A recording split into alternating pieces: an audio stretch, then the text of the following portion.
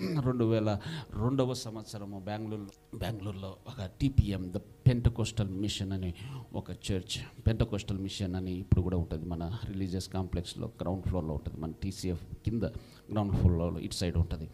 అక్కడికి వెళితే ఆయన ఇచ్చినటువంటి ఒక ప్రవచన వాక్కు, నిన్ను దేవుడు సేవలో వాడుకుంటాడు. హల్లెలూయా, సేవలో వాడుకుంటాడు.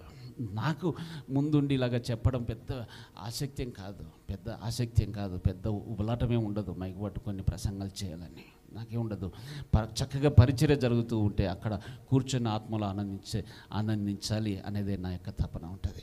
అందుకొరకే సంవత్సరాల్లో కూడా నేను అలాగ సహకారంగానే ఉంటూ వచ్చాను.